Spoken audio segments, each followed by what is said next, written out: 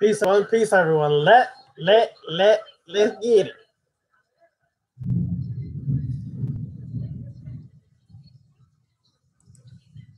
Let let everyone know who was in the other room that that's not working properly to come over to this room if they're still in the other chat. For some reason, the weather is always knocking this out. We're having another severe thunderstorm. So let them know to come to this chat if they're still stuck in the other one. Appreciate it. Until then, we'll put on some Wu-Tang till we get a few more people.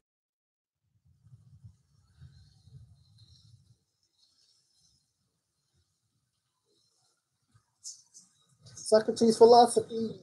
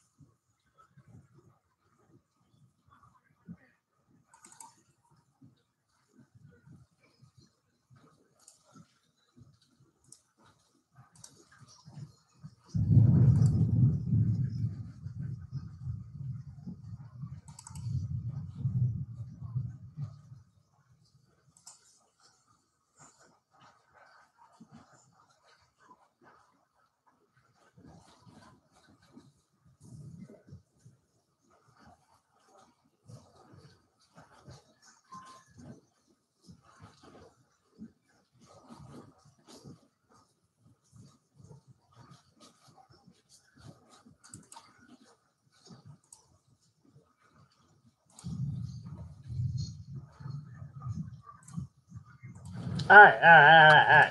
Got a little carried away. Got carried away with my Wu-Tang. All right, y'all. Part 3. No problem, Shamanic Mystic. We do our best, y'all. Let's get it on and popping. Like I said, if anybody else is stuck, let them know to come on this side. I know there was a couple other people, B. Amos and others that were over there. So if you can find it, let them know. All right, so a continuation of where we were at. We're going into part 3, and this is going to be more of what we need. All right, let me get where I want to go.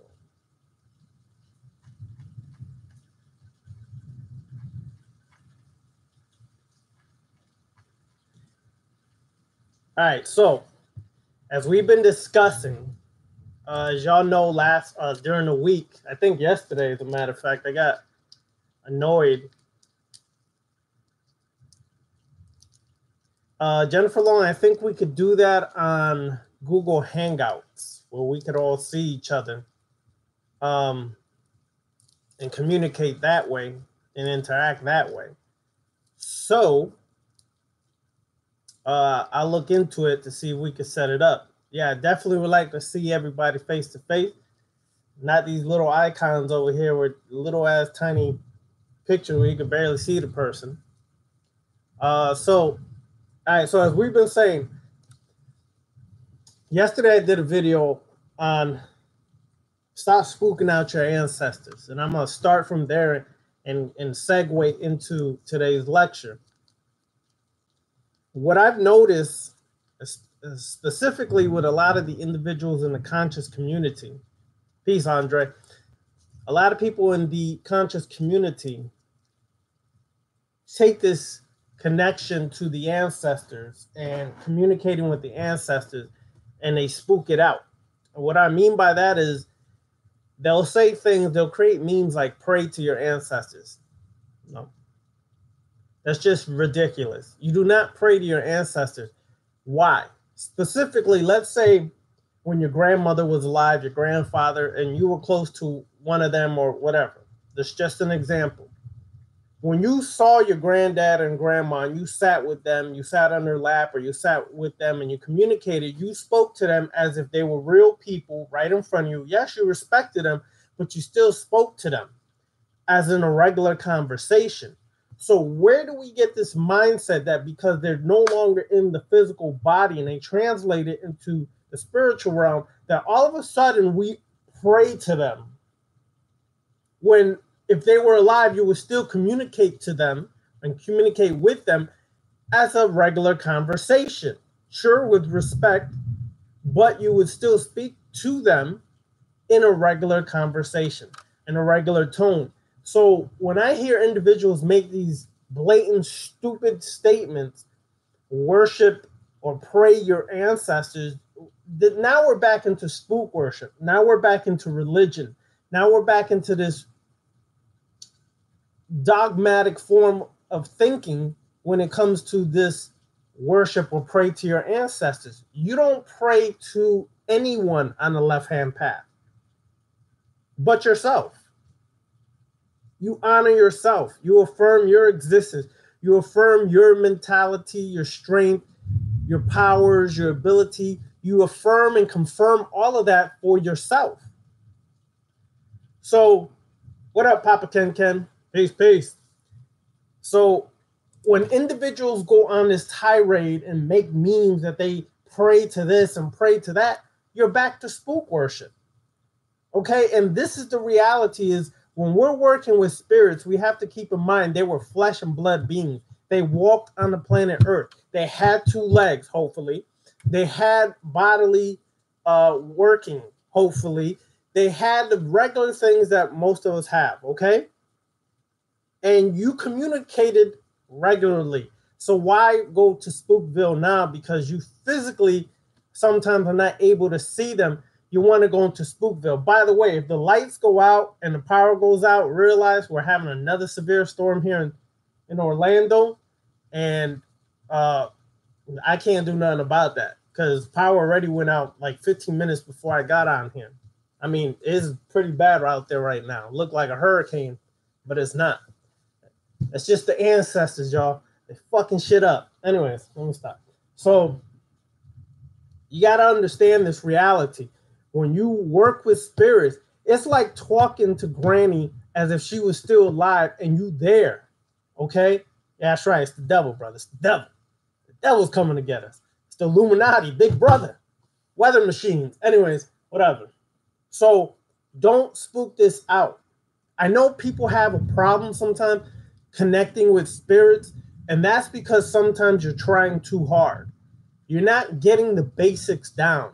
The basics down is basically improving your psychic abilities, improving your visualization skills, improving your meditation skills, improving a connection to the spirit world. 1. 2, we have too much fear. We're brainwashed and indoctrinated by Hollywood. Now, people may say, no, that's not true.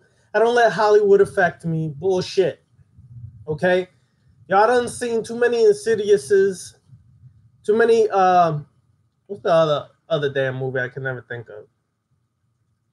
The Conjure, or whatever the heck it is. I can't remember. Anyways, y'all so indoctrinated with these movies that when you try to connect with your spirits, that's in your subconscious mind, and then so thus your programming comes out, and this is how you're trying to connect with the spirits based upon what you saw in the movie or anything else. That's not how we work it. And I mean a lot of these movies are connected to like a Eurocentric mentality. You got to understand, as African people or descended African people or melanated people, we always had a connection to the afterlife. And what do I mean by that? Okay, when a child is born in certain African tribes, that child is an elder reincarnated, or a child incarnated, an elder incarnated again. And when the elder passes, then that elder goes to the spirit realm to continue guiding and connecting to their ancestors in the physical. Now, in the Dagara tribe, Patrice Malidomasome, a lot of the individuals, young children, spent time with the elders. There was a reason for this. The reason why they spent time with the elders is because the child was just from the spirit realm into the physical realm. So the elders were able to gather information from the child through certain rituals, through certain workings, because the child is freshly into the physical, but still very connected to the spiritual. Y'all do realize that about the age of 7, we start disconnecting from the spirit realm and have to relearn a lot of this unless you stay connected with certain workings. Your family may have been into, certain traditions or certain systems. That's different. But a lot of us start losing that connection. So this is why in certain tribes, they keep the children close to the elders so that they can keep that connection alive, and through rituals, keep them psychically and spiritually sensitive. Well, a lot of us have gotten away from that.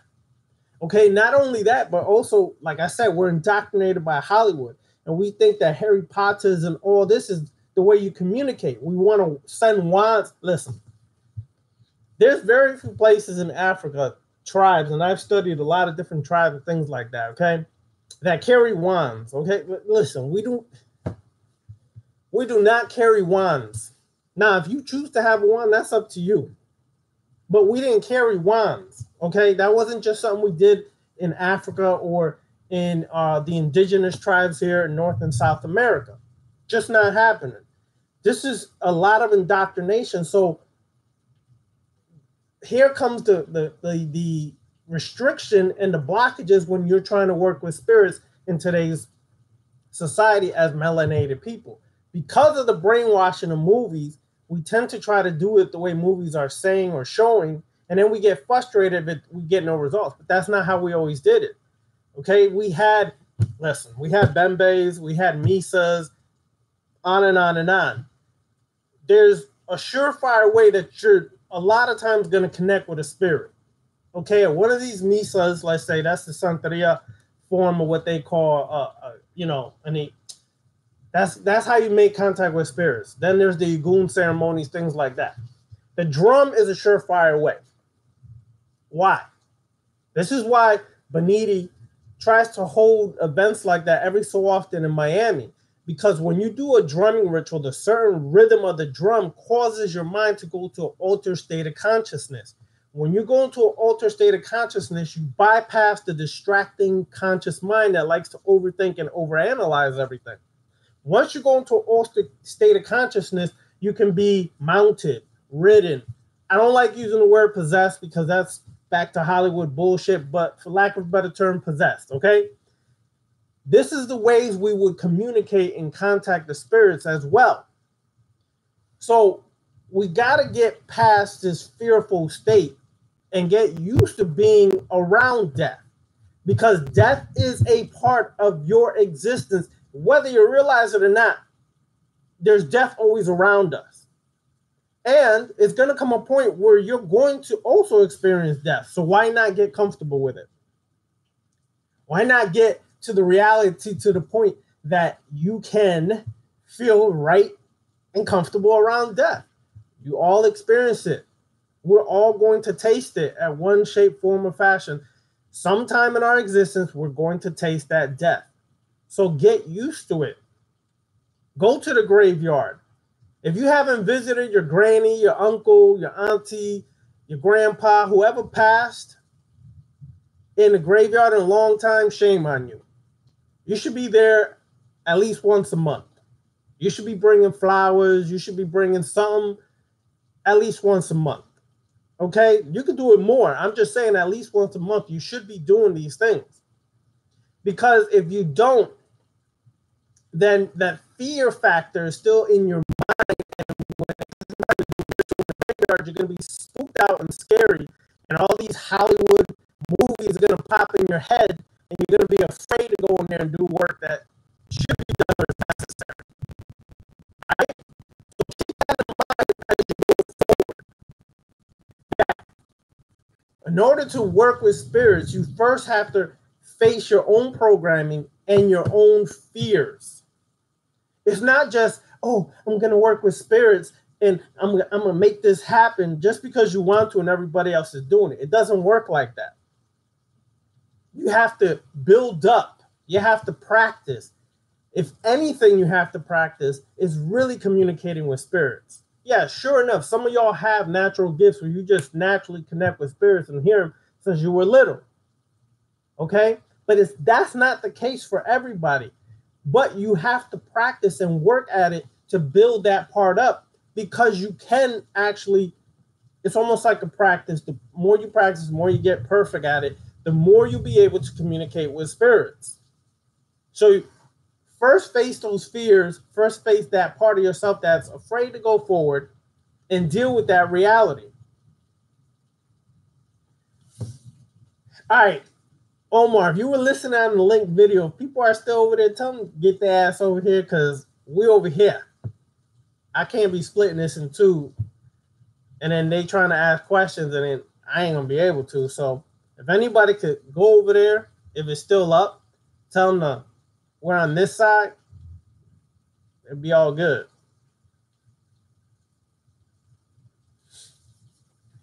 So Dan makes a good point here. When you were in your mother's womb, hopefully you were in your mother's womb, hopefully. But if you were in your mother's womb, okay, yeah,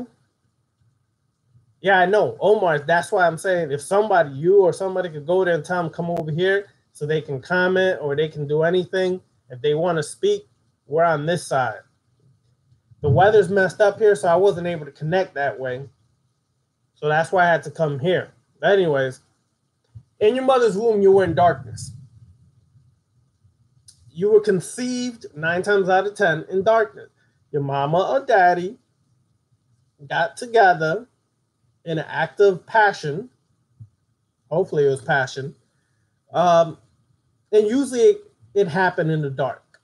I'm not saying all the time, but a lot of times you were conceived in darkness. However, the actual conception of the sperm and the egg coming together is in darkness. So you sit in darkness 9 months. You're birthed into this physical world, and the first thing they do is blind you. Now, I don't know if some of y'all are familiar with this, but certain tribes, and I believe it's the Dogon tribe. Yeah, it's the Dogon tribe, if I'm not mistaken. They make sure that you're born in a cave and born in darkness. The reason why is because they don't want your eyes to get numb or blinded to the spiritual realm. So they would make sure that when your time of birth came, they took the mother and they provided everything for her in that cave. So when the child was born, it was born in darkness. And that child was then still able to see the stars and into the spiritual realm. But now here in the West, and most of the world over now, you're born into a blinding light. And the minute that blinding light hits you, it kind of numbs your eyes, your retinas, and the ability to see into the spirit realm is disconnected immediately, which is a damn shame, because we have to understand those things are done purposely. If I can disconnect you from your spirits, from your ancestors, I can easily control you more and enslave you more, because you have no real inner guidance besides your own, and a lot of us don't trust ourselves. Well, regardless what we say, we don't. So now that inner guidance from spirits, from ancestors, is disconnected a lot of times at an early age. Your parents, unfortunately, our parents. Ask that question towards the end, Obsidian. I usually take questions towards the end. So I'm going to flow for a little bit, then I'll let y'all know to type those questions back in. So, where was I?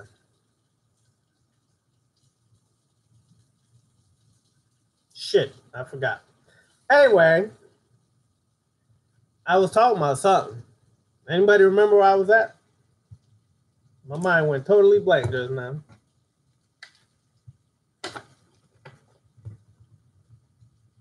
Anybody, type it in. Parents, there you go. Unfortunately, our parents are greatly responsible for our disconnect from the spirit world.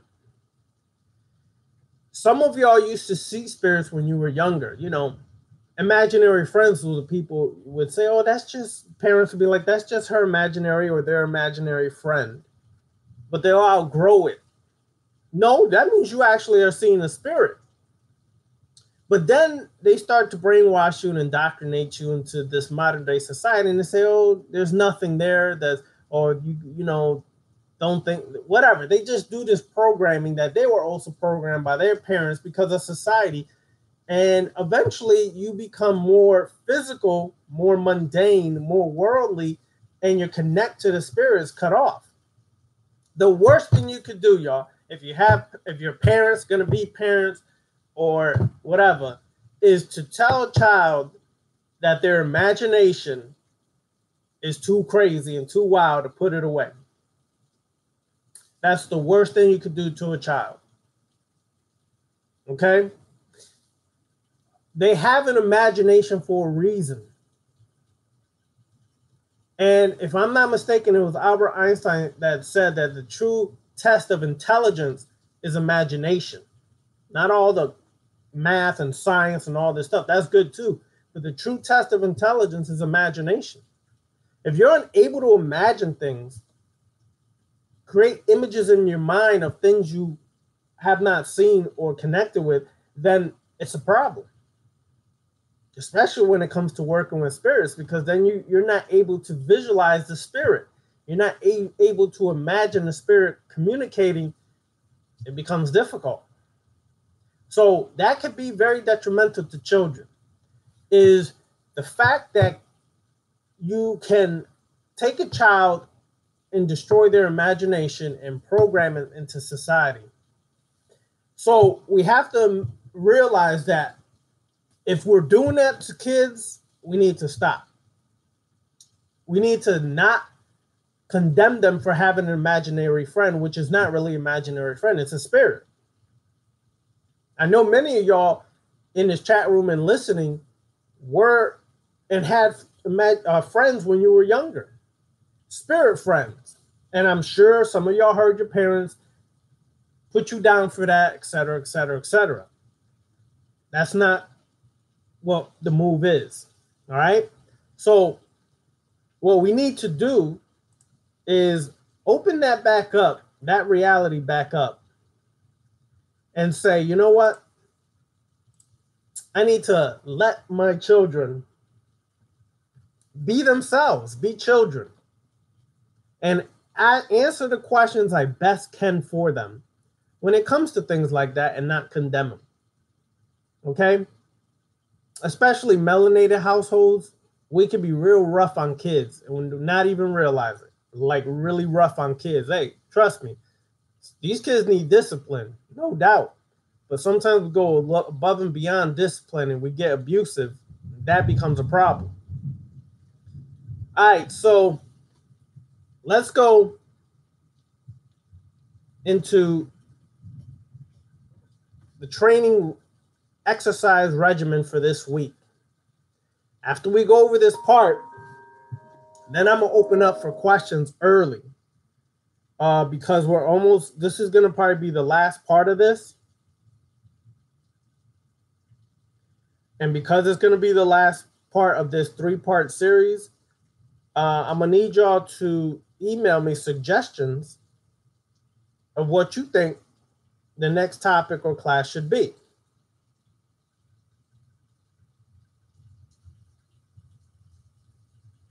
Okay? So,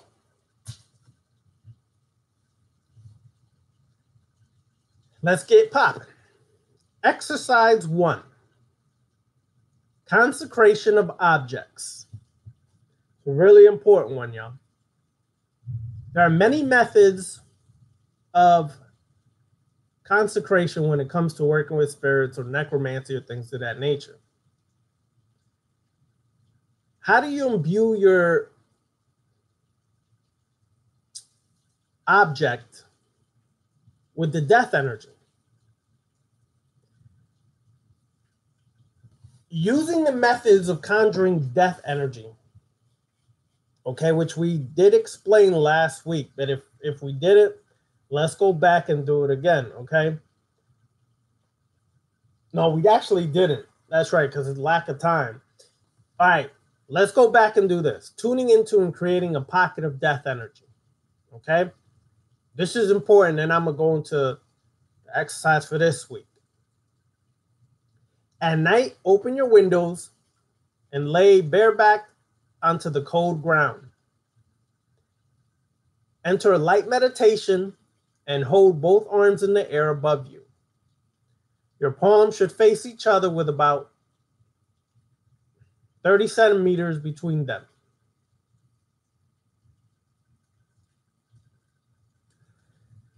Then start to visualize the energy of death. You should see images of graveyards, tombstones, things of that.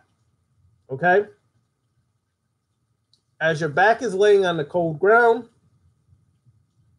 begin visualizing black smoke pouring from your fingers and palms towards the space between your hands. Let the smoke coagulate into a marble-shaped black void and let it slowly grow outwards. It should swirl inwards and feel draining to sustain. But if you've been practicing this, then it would actually give you a charge. If you're a beginner, it may drain you a little bit, but if you've been or are an adept at this or been practicing, then it should charge you up. Once you are content with the pocket, it can be left open to fertilize an environment for death and working with the spirits. Okay? So visualize that smoke. Now, here we go. Using the methods of conjuring death energy, create a ball of energy and force it into the object in question. Whatever you choose to consecrate, make sure that it's only used for death. Do not cross-use it for other things. Okay, whatever you choose to use, it could be anything. How do you force that energy into the object? Simple. Do it slowly and visualize moving the ball slowly into that object. That ball of energy, okay? Once you do that, you should start seeing it dissolve into it and filling it with this dark inward glow.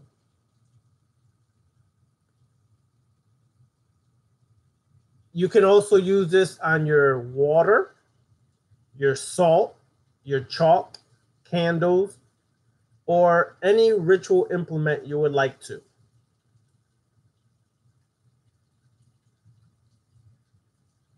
All right. If you have access to a graveyard that is not frequently visited, or access to an animal graveyard, there is some that exist.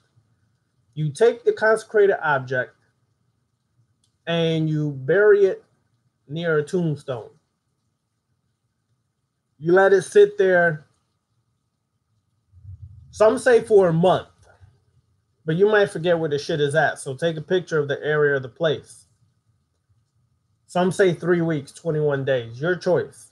Listen to your spirit, follow it up, and then dig it back up. This object is now fully consecrated with the natural death energy.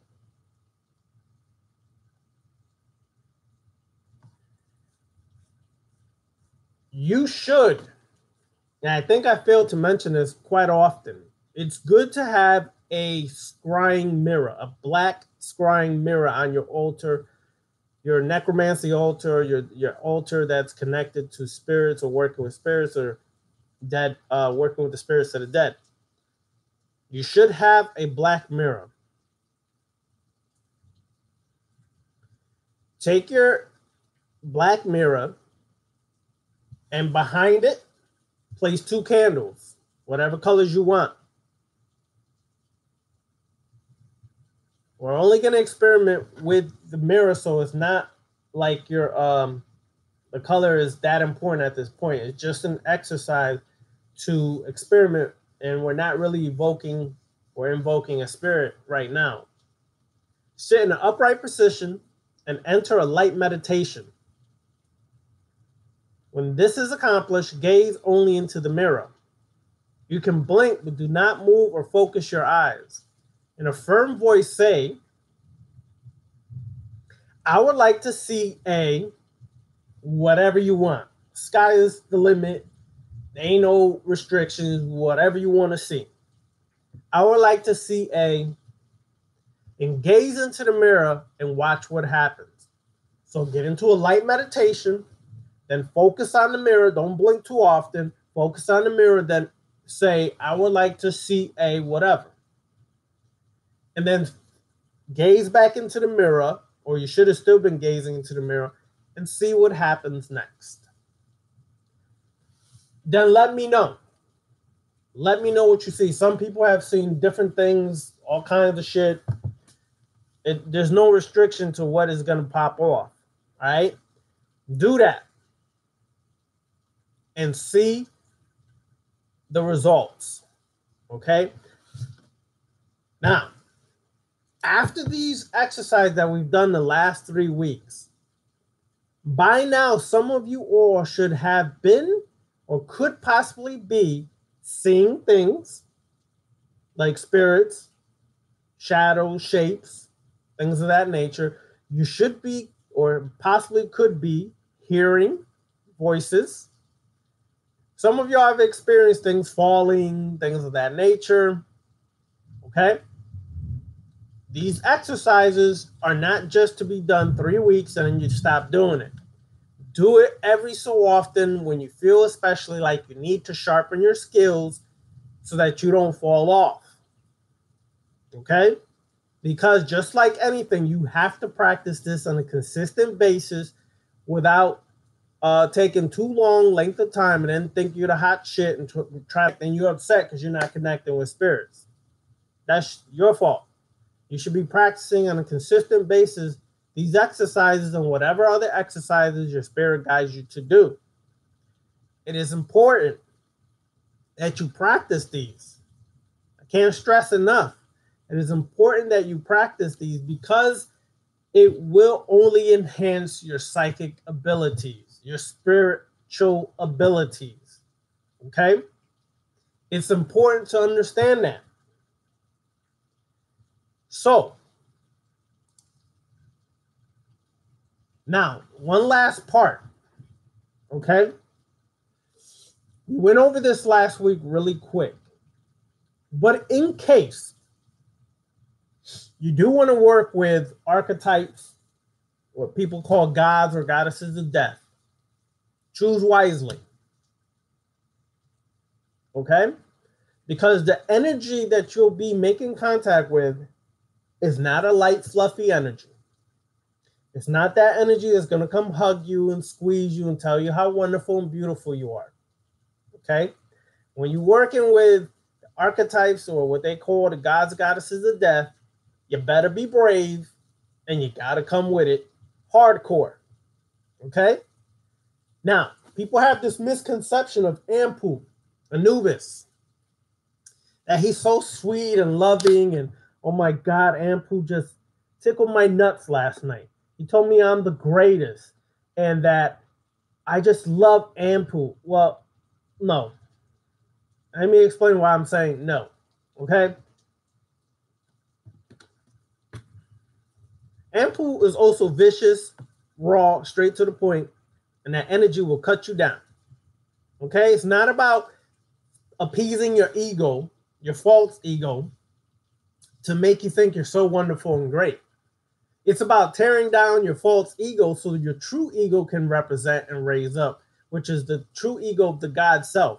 Without the arrogance, without the I think I'm the hot shit, and oh my God, I'm so wonderful, and I'm the greatest sorcerer on the planet. No. Ampu, that energy comes in many shapes, forms, and fashions. Okay? Particularly through dreams.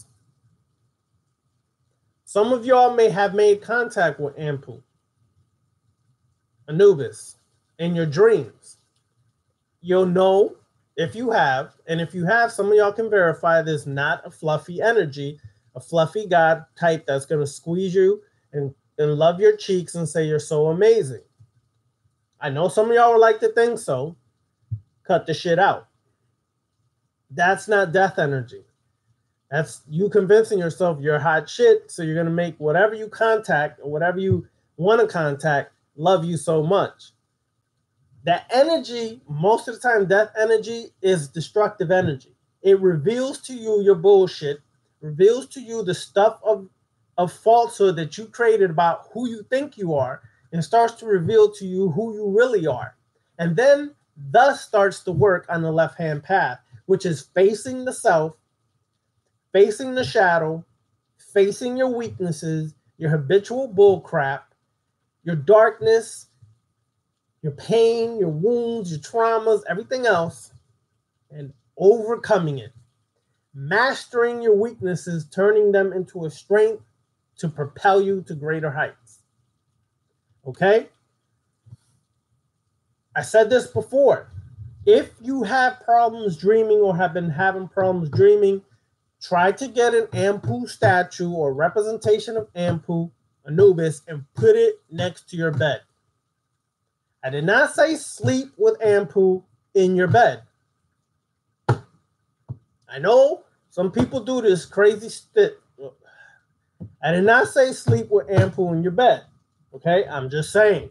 Because people do these crazy things and then, you know, they wonder why. Anyways, whatever. All right? So let me just say that. But if you're having problems with dreams, it's good to have an Ampu near your bed. Okay? You'll start to notice that the dreams you start to have once Ampu's near your bed, consecrate it, okay? You imbue it with your energy. You'll start to see that your dreams start taking a more meaningful shape and fashion. So when you do this, please get out that Ampu Snoopy out of your head. Ampu is not Snoopy. Okay? Please. No.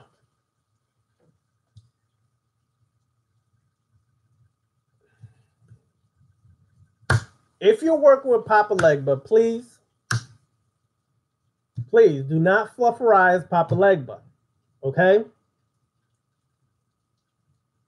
Now, the end of this month, there's a ritual in Miami for Papa Legba. So if you're able to make it. Contact Brother Beniti, let him know. I would suggest if you want to work with this and really get connected to the energy that we've been speaking about, make it. Okay? There's a darker aspect to Papa Legba. Some say it's related or connected. That's Met Kalfu. I'll do a live lecture on that one time, hopefully soon, but Met Kalfu is the darker aspect of Papa Legba. Don't fuck with it unless you're ready. Just saying. Okay?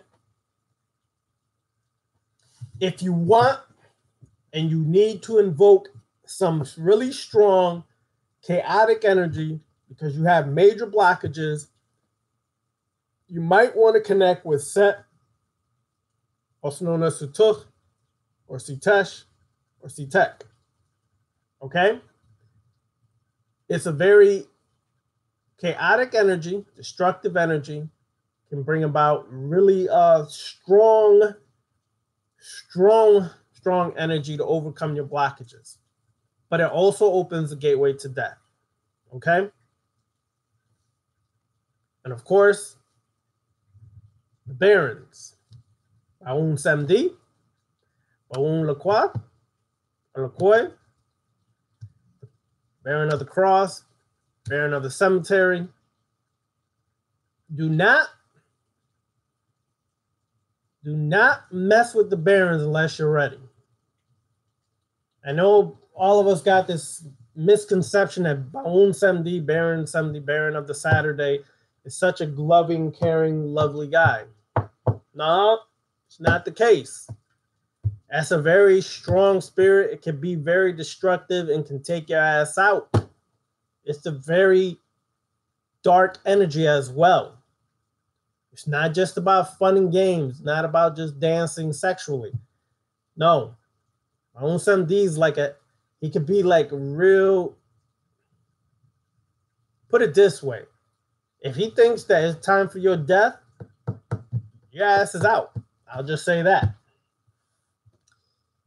And by happenstance, working with Baun Samedi, I also connected with Baun Criminal. That is a real deathly, aggressive energy. Okay? If you're going to work with these archetypes, please be prepared. Do not go into it thinking it's going to be all love and games. They can be very dark energies. And if you're not prepared to go into your shadow, to your abyss of your subconscious mind, hold off.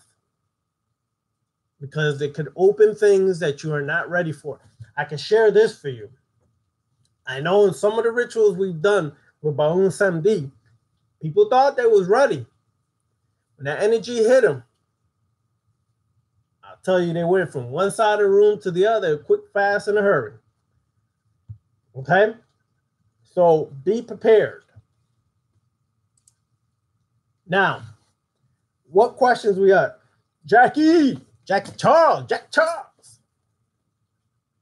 Jack be always looking spiffy in his little icon. He got a little suit on, a little shiny head. Brother looking sharp.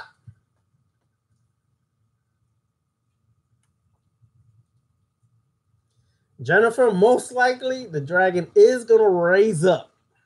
It's going to raise up hardcore. Okay? I'll say this. The dragon energy is very closely related to the Apep energy of Kemet. Okay? It's a very chaotic energy. It's very strong energy and reaches deep down into your abyss and reaches into areas of yourself that you may not be familiar of. Okay? Everybody has these ideas in their head that, they're such a great person. But then they start working these rituals and they start to find out things about themselves. Things that may shake them up. Things that they're not really ready for. Okay? And it kind of shakes you up emotionally too, because if you're not ready for this, you're like, damn, that's from me? Yes, it's from you. You may find out that you think elephants' toes are real sexy and you want to suck on one. Just saying, what do you do if that happens? I don't want to know what you do. That's people's personal business, whatever they do, but I'm just saying. What about if you discover crazy shit about that, about yourself? You got to understand, when you dig in there, this stuff comes up, you're going to be like, oh, shit. I didn't know I had that in me. I remember one time myself and Beniti were doing the show on Awakening Universal Minds when we were doing the show. And we were building about that. And this guy had done one of the rituals we suggested. All of a sudden, out the blue on the show, deadass, y'all could go back and listen to it, the archives. He said he realized he had a thing for transsexuals. And we was like, whoa, buddy, you're getting a little too deep here now. You're a little too deep. This live now. This national. This universal. People are listening everywhere. You sure you want everybody to know your private business? You understand what I'm saying? So be careful, because you gotta be prepared for things like that. Now, Obsidian Sun, yes. Could there be any detrimental effects of working with death energy too much? Yes. This is why after you work with spirits, okay, and you do the work and you go in depth, You should do the opposite. I said this, I think, last week. You should do something opposite. Total opposite. Go dancing. Go have fun with your fam, with your peoples, whatever. Listen to music. Have sex. Whatever you feel, do it. Because the death energy, the more you give into it, the more you do it, it can get overbearing and weigh you down. Okay, so you should do something nice and opposite than being weighed down and controlled and heavy, and start really feeling this death energy because it's strong. Why do you think when the Barons come, okay, the gay day, they like to come dancing? They like to drink. They like to play because they know that energy is so strong that it can scare people and become really depressive kind of energy. So they come doing the opposite, making it about having fun, enjoying yourself. You understand?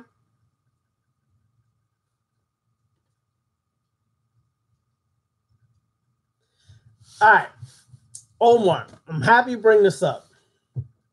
Mandy, what's good, girl? All right, Omar, check this out. Karma. I'm going to say this, whether people agree with it or not, don't care. Been walking this planet too long. Karma is bullshit.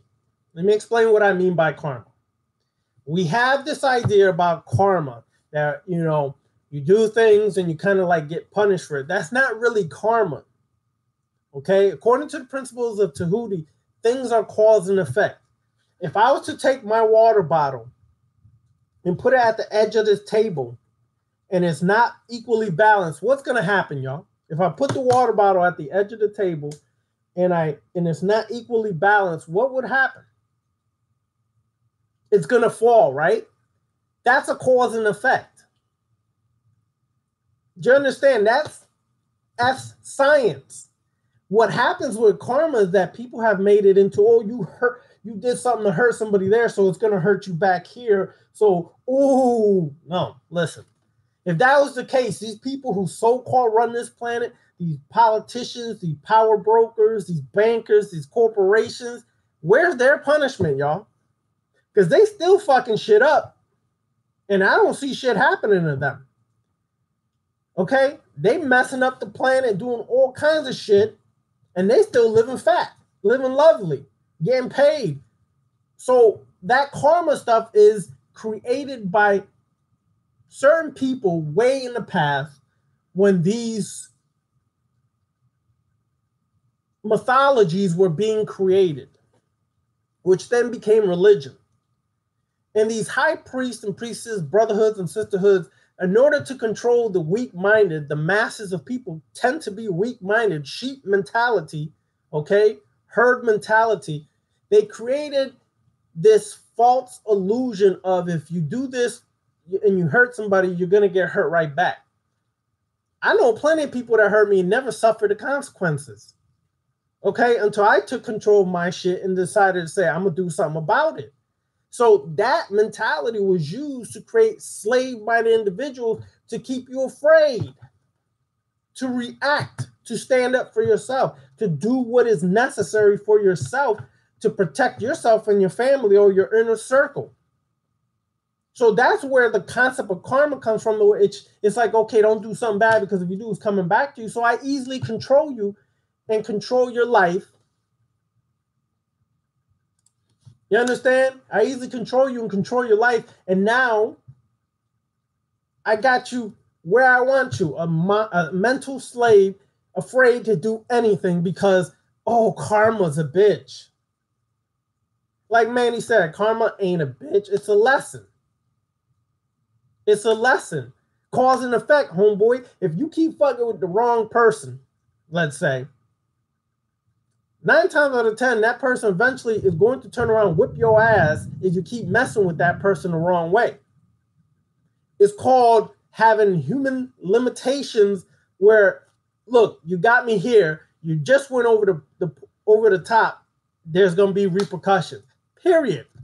It's not like, that's karma. The spirits just fucked them up. Nah, nigga. keep messing with the wrong person. You'll see what happens. Reality says if you really learn how to master life, you learn cause and effect. So you minimize the effect by being more wise in your choices and selections on the cause. I'll give you an example. If you know, for example, you don't have enough money to get them Jordans, the Jordan Retro 4s that just came out, and you spend the money to buy it, what's the effect when it comes time to pay your rent, your light bill, or your cable? Huh? Hello? Exactly. You're not going to have, that's a reality check. The cause and effect was your dumb ass spending on some J's when you should have paid your bills. Then worry about if you could get them J's. You understand what I'm saying? Cause and effect. Meaning one action can lead to another. You should understand and have wise judgment and decision making. Okay, I'm going to do this. I can deal with the consequences.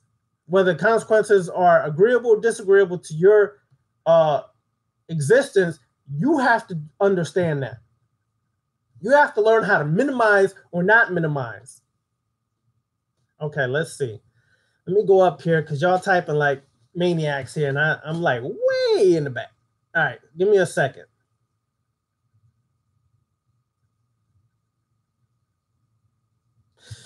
B Amos 85, that's a good point. Yes, necromancy can be very draining on your energy because let me explain this to you. Spirits love your energy. They love your energy. That's how they make contact, is they need your energy. You're the positive polarity. They're the negative polarity. So you charge them up with your positive polarity. You understand that? So they need to feed off of you. This is why you make pacts with spirits, because if you don't make pacts, they will fuck with you and feed off you and drain you dry. So Brother Amos asked, should you do vampiric rituals to balance out the energy? Yes. You should be vampiric regardless if you're doing necromancy or not. You should be feeding off of energy every day, regardless if you're doing necromancy or not. Because just existing on this planet Earth, walking on the Earth, can be draining your energy. You don't think the Earth takes energy from you too? Yes, it does. But we have this fluffy thing that we want to run into the grass and run barefooted and just sit there and om all day, and the sun's going to charge me up. Then you wonder why you look like a baked crispy. Anyways, whatever. And then you get mad because you got too dark and you melanated already, but you too dark. How the hell? Listen, I never understood this shit, y'all. I mean, sidestep. How the hell is you dark skinned and then get mad because you got darker because you out in the sun? What the hell is that, yo? That's some serious brainwashing still, that you don't want to get darker. Like, I don't want to get darker. I don't want to get that chocolate. Why? It's stupid shit anyways. Whatever. All right. So let me continue here. Yes. So to address your question, yes, you should be doing vampiric energy every day on a regular, not just if you're doing necromancy. Jennifer, yes, we experienced that. At one of the Baoon 70 rituals we had here, we experienced all kinds of stuff like that. Okay? All right. Oh, shit.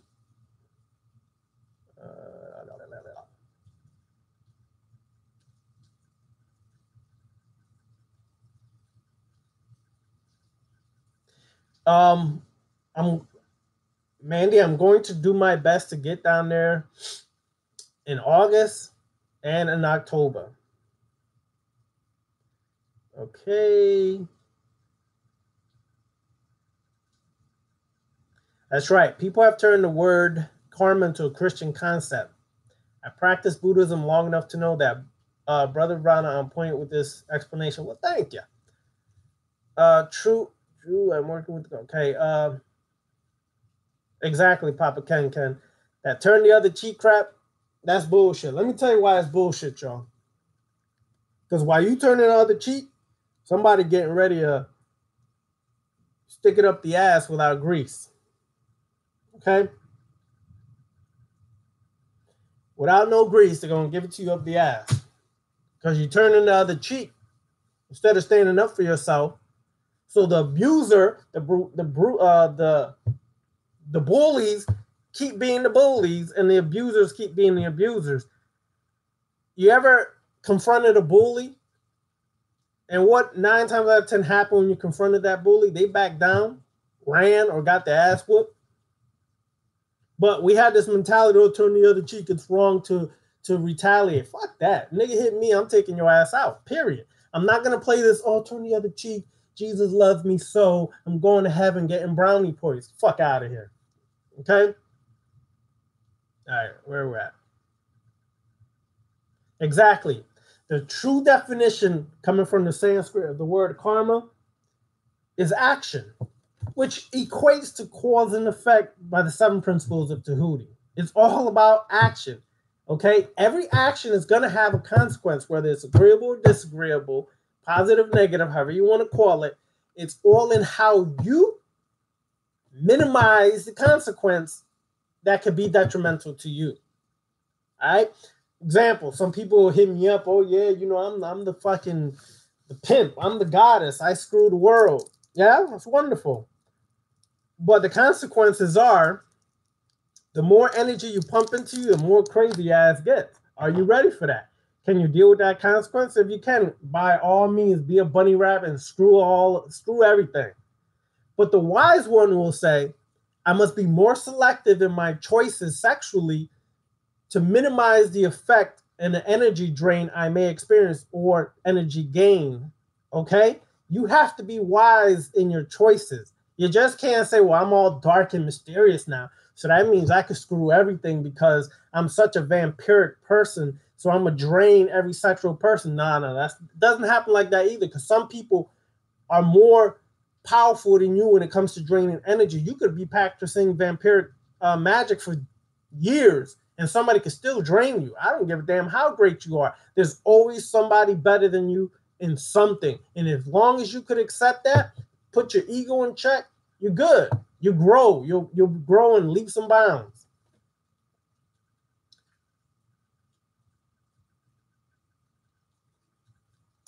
All right? I agree with that. Mandy says, karma is the circle of life. If you don't trust your intuition, so you don't come back as a higher being in human from spirituality.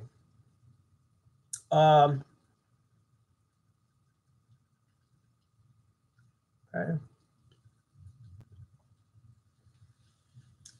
Organic portal humans. Let me tell you something. It's some shit. Y'all need to watch the movie Extinction. I know Sister Sonia said it on Beniti's class. I think was Beniti's class? Saturday? One of them nights. The movie Extinction on point. Yeah, it deals with artificial intelligence, not so much organic portal humans. But just watch the movie, y'all. Right now, we don't know what's going on. Okay? People who could be human are not really human. You don't know if you're actually talking to a clone, an artificial intelligence, anything like that. You have people who look human but are soulless. They lack a soul.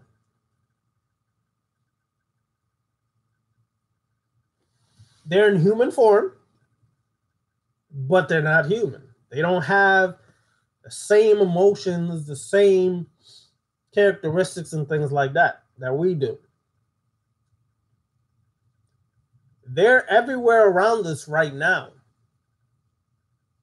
The more you start paying attention, the more you'll start to see that some humans are very soulless and don't really give two shits about us, okay, as people.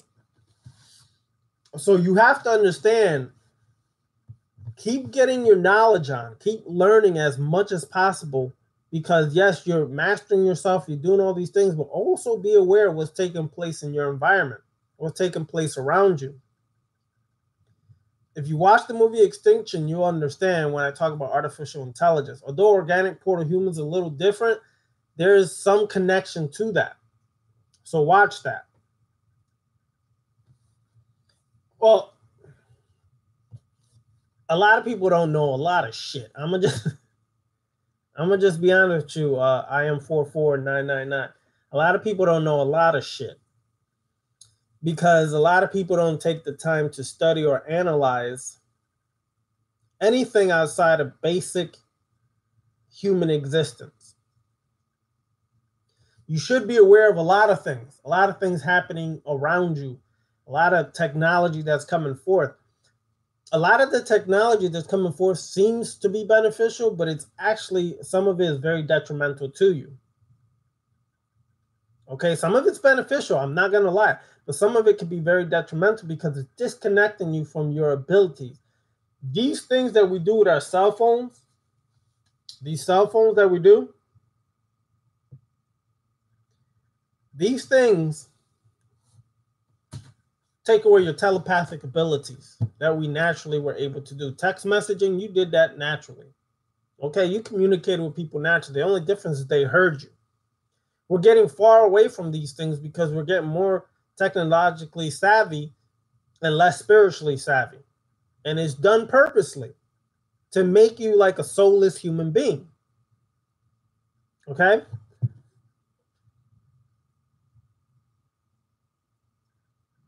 All right, Jennifer Ashley. How do you send something back to an individual, send it to you? First, you got to identify what they sent. That's the important part. You got to identify what they sent to you. Okay? And how do you send it back? Well, one of the rituals you can do is you could get a return to sender candle. Okay? And if you're able to obtain something from this individual, some object, hair, something, you could use this candle. You could actually return the energy back to that person, the ritual, the curse back to this person. But Jennifer, email me because I'll send you some things that you can do. If, in fact, this is something that's happening to you or some people you know, just email me. I'll send you some information on what you could do to work that. Okay? Two elements that I do worry about, the cause and effect factor. When I do negative spells on someone and when I summon a spirit and wake him or her and disturb their rest or whatever. Okay, first of all, if you do a curse on somebody, before you did the curse, you better protected yourself. Now, there is ways to protect yourself, okay? This is why in certain circles, they use circles to protect themselves. The circles are shield or barrier against the energy you casting out that could possibly come back. It's a shield or energy that you're protecting yourself with. So you can create a circle when you're doing your ritual. Okay? So, second, you got to cut out the religious program. I'm not talking about just to Omar, I'm talking about to anybody. If I put a curse on somebody, I don't think there's a goddamn thing that's coming back to me, and I don't think there's a goddamn thing that's going to hurt me. Because if you understand the first principle of Tahuti, the seventh principle of Tahuti is mind is all is mind. If you understand the power of your mind, ain't shit can hurt you. Yes, keep repeating that to yourself. All is mind and mind is all. Everything starts from your mind and everything ends from your mind. So if you understand that if I put a curse on somebody and I really create the barrier or shield around me that shit can hurt me, ain't nothing gonna hurt you. But if you think, oh, I did this curse, it could come back to me, guess what might come back to you? The very thing you're afraid of, because you created the environment and the mentality, created that in your life for it to come back to you. So then what happens? You're going to have to deal with it. When I work my curses, ain't shit going to happen to me. Ain't that person can hurt me. I know there's people working curses on me right now. I know for a fact they're working shit on me right now. I done seen some of their altars on Instagram. And I know the altar was specifically set up to try to hurt me. Guess what, y'all? I'm striving, thriving, and succeeding still, even though they're trying to hurt me. I don't feel no effects of that. So they can take the little monkey ass away and go try to hurt somebody else. Straight up. If you feel that you can get hurt by a curse you do, one, don't do it, or two, you better learn how to protect yourself before you do it. Okay, where are we at?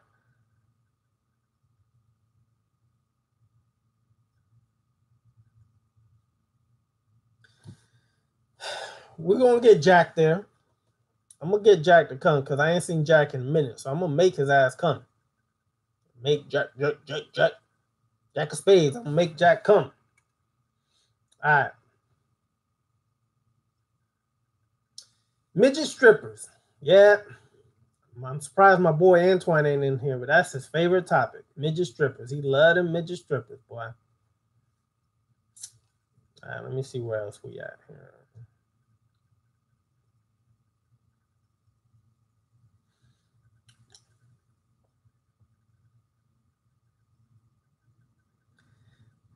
I will discuss my personal journey when I get I'm trying to get a face-to-face live class, like some event here in Orlando.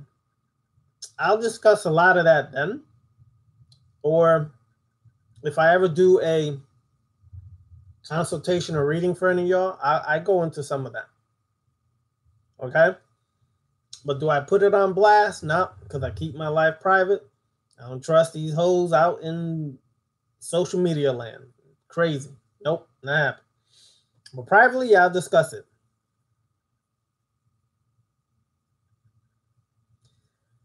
Now, here's the thing. Empaths. I have the tendency where, well, listen. I have the ability to be an empath. I just learned how to disconnect. I can feel when people are like their emotions and what they're going through, like really intense. I just had to learn how to disconnect. But it happens every so often. I can feel somebody miles away when they're really going through it, and I'll hit them up. But for all the empaths out there, you have to learn how to disconnect too, because you can't make everybody's problem, though that's what empaths do, make everybody's problem your own problem, everybody's issue your own issue, and then you forget about your own self. So keep that in mind as empath. It's just on a side note. But anyways.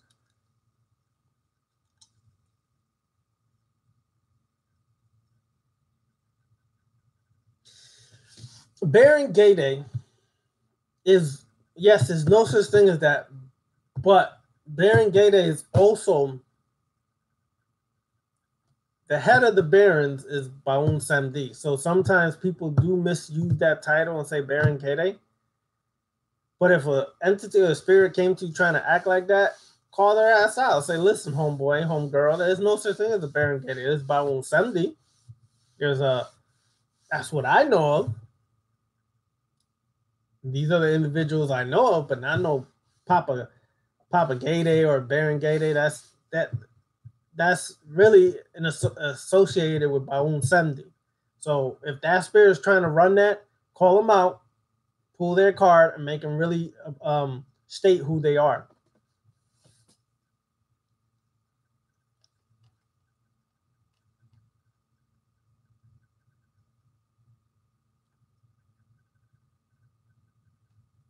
Yep.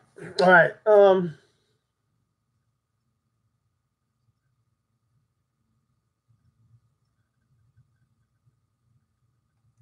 That's right. Always make sure you're in the right, period. Okay. All right. Any other questions, y'all? I finished the exercise early purposely so I could open it up for any kind of question. It just doesn't have to be necromancy, spirit working, or anything. It could be any topics. It could be vampire magic. It could be Luciferianism. It could be working with the Orisha. It could be anything you want. Just ask the question. Don't be scared. I ain't gonna hurt y'all. Don't be scared.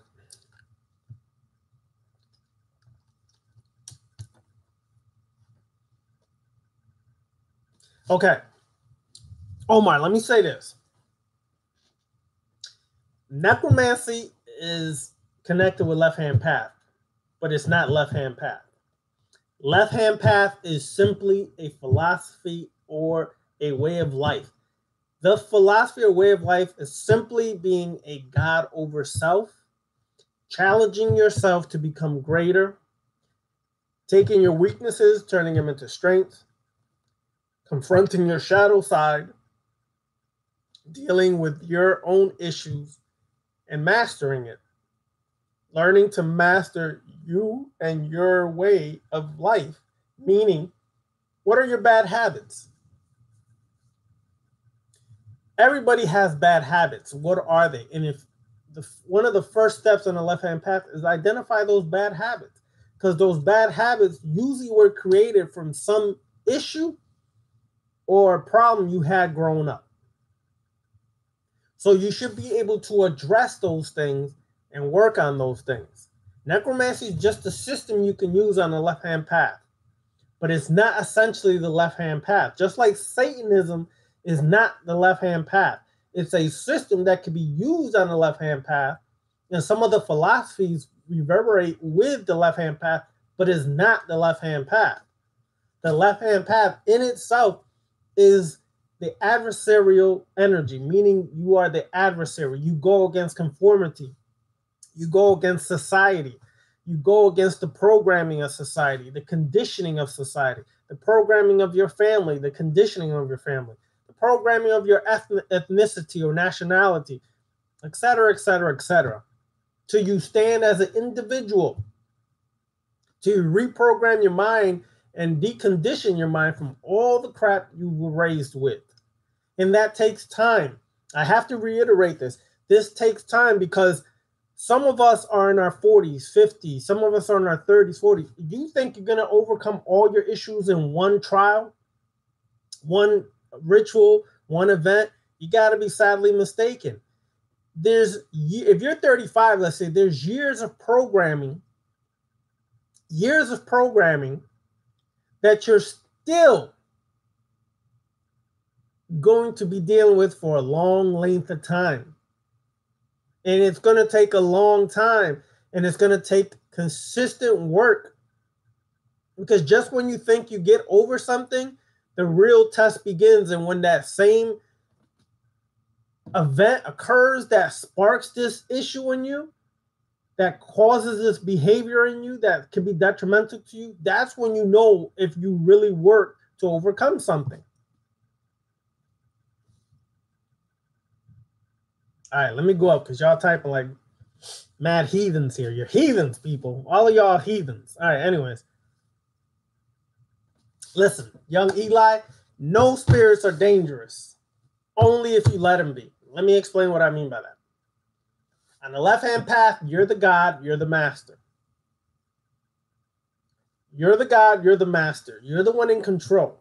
You're the one that's given the commands. You're the one that's given the directives.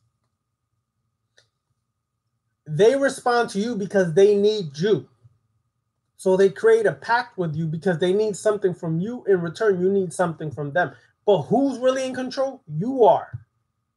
The minute you think a spirit can have control over you, you are fucked. Because they will trick you and play you because they feel that you're weak. And if you're weak, they can manipulate you to get what they want. So if you're going to work with spirits, this is why I always say deal with your ish first. Work on overcoming yourself first. Don't jump the gun. Don't get into these different systems if you're not really ready or have not worked on yourself to be that master, that God over yourself, so that when you stand in front of these spirits or you work with these spirits, they cannot manipulate you. A lot of people get into this work because it sounds cool and it sounds mysterious and dark and I want to be into it, and they get shafted right there really hard because they weren't really ready for it, because they have not dealt with their issues, psychological, emotional, physical issues, whatever the case may be. You have to have dealt with this on some way, shape, form, or fashion.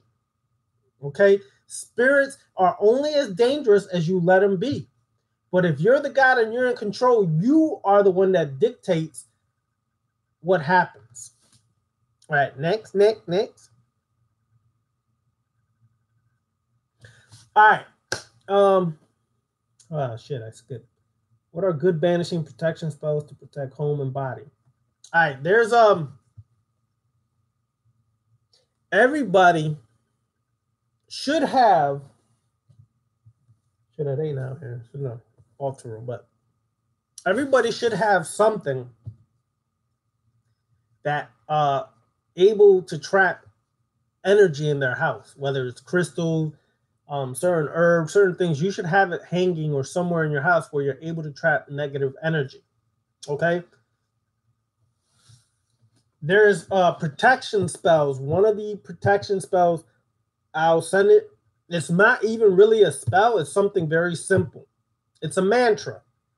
Okay, it's a Kali mantra that is very powerful for protection.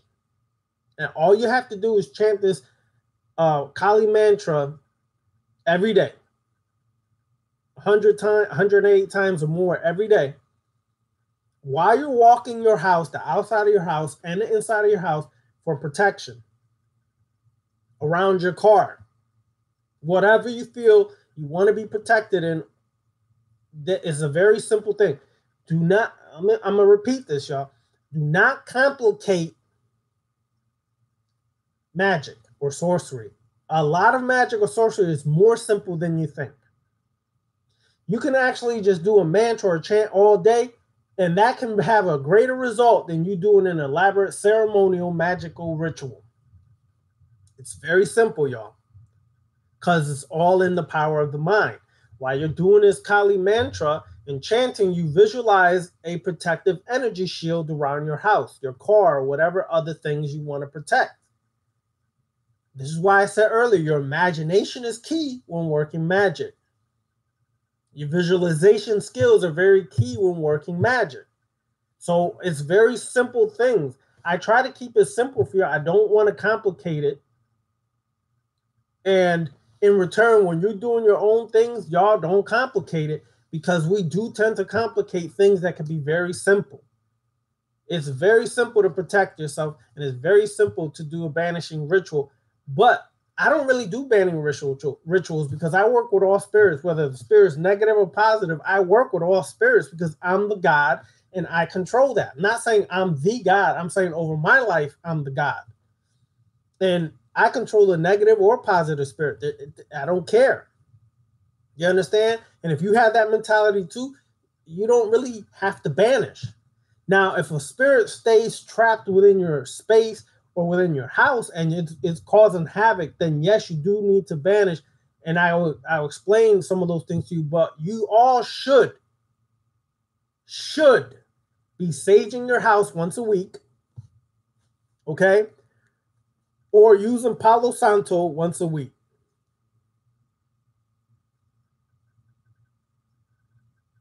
Okay? Period.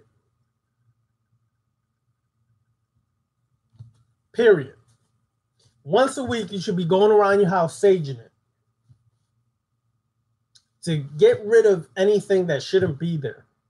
While you're doing your sage, okay, or your smudging as people call it, you should be speaking, affirming something outwardly, saying blah, blah, blah, whatever. Okay? All right. How do you take your energy back at the end of the day off people? Here's the trick, my brother or sister. I can't tell because it's just the name and a very small icon. How do you take your energy back at the end of the day off people? The key is, first of all, never to let your energy be taken. How do you prevent your energy to be taken? One, you have to build psychic self-defense. Okay. Two, you should have some kind of amulet, talisman, ring, or something that you have consecrated and used in a ritual to create a protective shield around you so that it absorbs all that energy. Okay. Then you take that ring, the amulet, whatever, and you cleanse it every day. At the end of the day, you cleanse it every day. You should have something like that on you. Doesn't have to be elaborate. You don't have to have a Baphomet the size of Flavor Flav's clock. It's not necessary. Okay? Doesn't have to have a talisman that huge. It could be something very minuscule, something that's even, you can't even see it hardly. Okay? So that's one. All right? Two, if you have to take your energy back at the end of the day, first of all right, just hit me up privately because that's something we'll discuss privately, brother. I am 44999. We'll discuss that privately. All right. It's too elaborate, and I want, we'll discuss that privately. Okay. Okay. I could talk about how to make spiritual baths. I will do a topic on that, but BAMOS85, email me that, because when y'all email me these topics, I make a list of what topics y'all want, and then I'll start picking from there. But yes, how do you make spiritual baths? I definitely will talk on it. A lot of the spiritual baths have to do with knowing herbs, oils, their vibrations, frequencies, what they work on, how they work on certain things, and then following your spirit and how to mix them together to create a potent bath. So I'll go over that. All right, so let me go up here.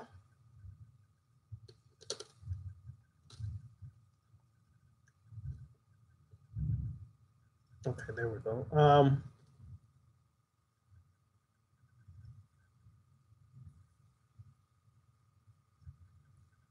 Okay.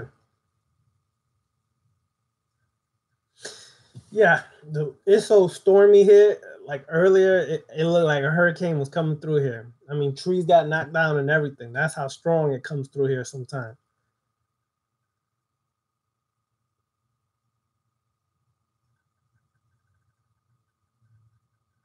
Okay. Spirituality stuff, 101 stuff. Yeah, we could do that. But see, it's a little different because I work the left-hand path. The spirituality 101 I work is mastering yourself. If you notice, Brother Beniti does the same thing. We'll go over and over and over, mastering yourself. We may talk about different topics, but we always take it back to that. Because no matter where you go, what you could do money spells, you could do all kinds of stuff. If your shit is not right here, you might not get the results you want or half of the results you want.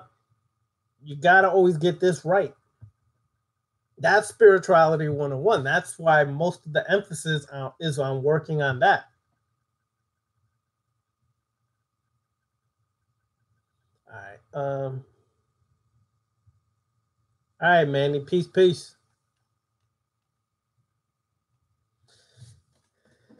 All right. Okay, Andre Polk. Yeah, Scott Cunningham has a good book, as well as. Hold on, let me see if I can find it up here. Y'all want to get this book? This book right here. Hoodoo, Herbs and Roots Magic. It's the Nubian melanated African version to the Scott Cunningham Wiccan European version. Although the sister who wrote that is also European, but she was taught and really shared a lot of information from African Americans who've been in hoodoo for years. So if you don't have this, get this book, y'all.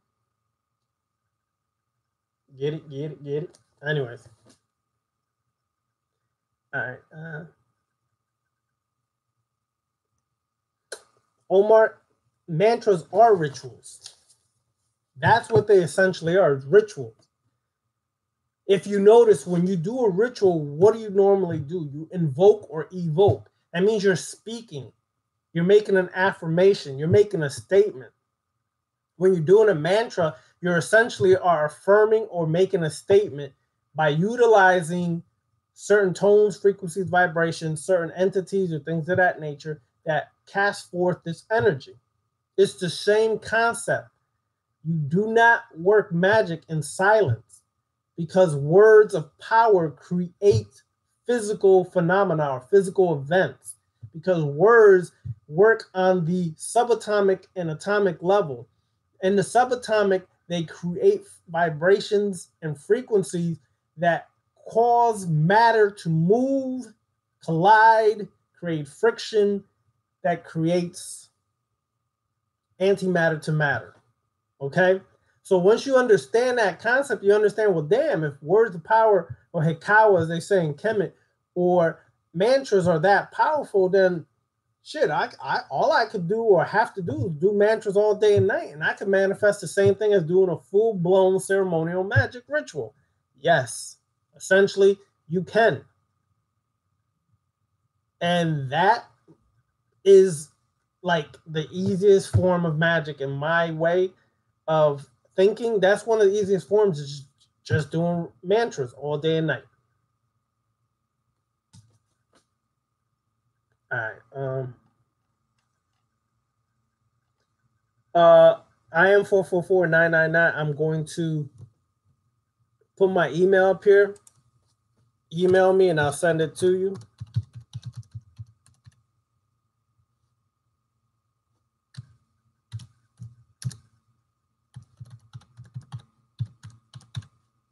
Oops.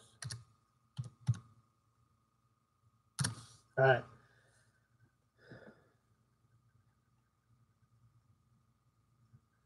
I have onyx, I have tourmaline, I have numite, black numite.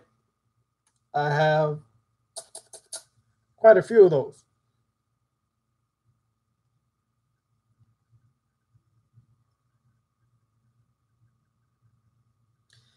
Okay, Stray Panther 79. Let me explain this. When a spirit's mounting you, it's hard to explain. You feel a surge of energy, different things like that, but it's hard to explain. You'll know if you've been mounted, because when you come forth into your regular consciousness, you might be in a whole different side of the room, in a whole different position than you were sitting or whatever. But it is a strong surge of energy, and you can feel it starting to come on, and then it's like your state of consciousness is altered, and then when you come forth, you're at a whole different level, a whole different position than you were before, whatever the case may be. That's right. I am 444-999 says words equal swords equal spells, spelling black equals black, be lack, bless equals bless. Yeah. Good way to break it down. I'll also break this down like this.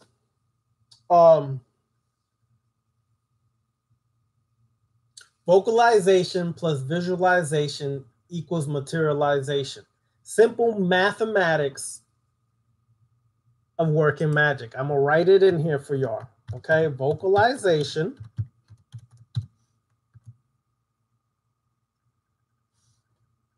where's the damn thing at? I'll just do this. No, that don't work. Okay, plus vocalization plus visualization equals materialization. Always remember that, y'all. Okay, always remember that. Vocalization plus visualization equals materialization. That's the simple mathematics of working magic. All right.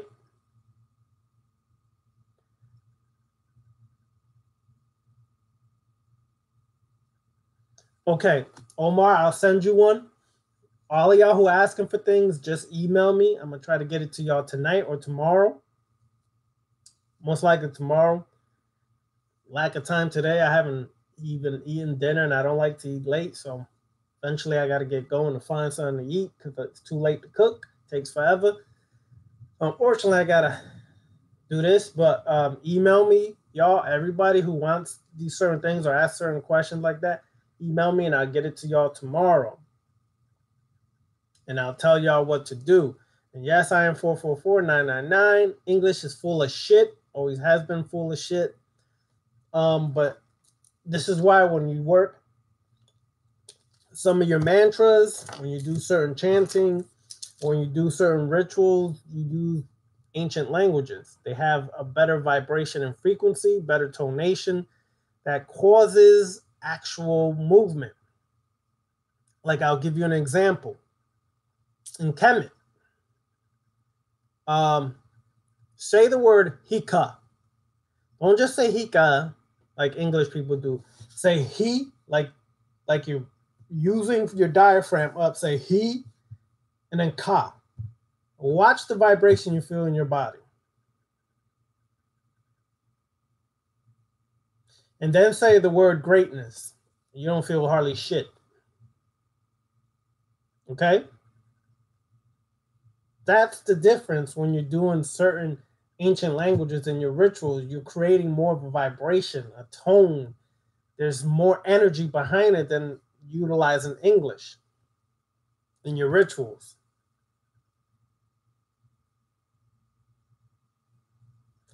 So,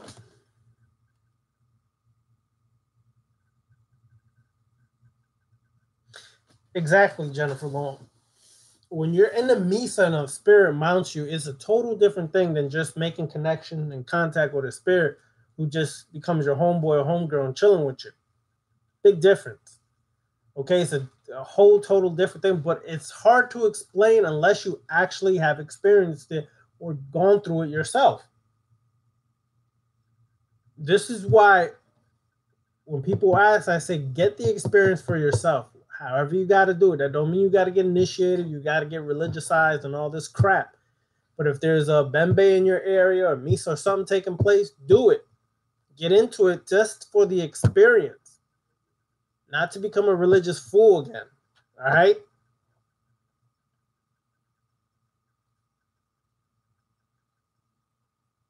Exactly.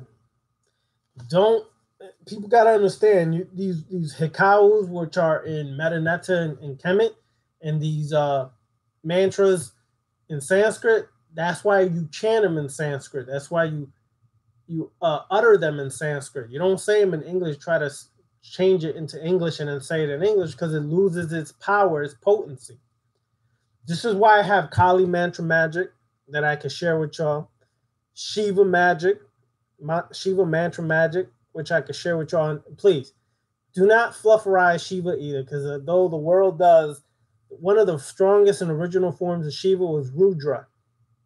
And Rudra was a very potent, powerful force that was closely associated to the Lycan energy, the werewolf energy. Okay? So when I work with Shiva, I'm not working with this fluffy guy chilling up in the Himalayan mountains. I'm I'm working with the warrior energy, the destructive energy of Rudra. So I have that, Shiva mantra magic, I have Kali mantra magic.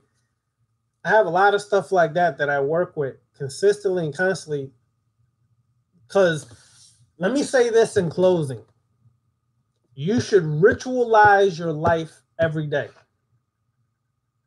Your ritual should not just be in front of an altar, your sacred space. You should ritualize your life every day. Every day you are out and about, you should be saying a mantra within your mind, or if you have the Japamala beads, using them while you're walking around. Who gives a damn? People think you're religious or not. You know you ain't. Or when a situation occurs that is challenging you to see if you really worked on your issues or your darkness and it's challenging you, that's when you ritualize your life right then and there and create a ritual on the spot. So let's say you normally act with violence and anger. You learn to take that anger and personalize that anger to overcome your own bullshit at that moment. Okay?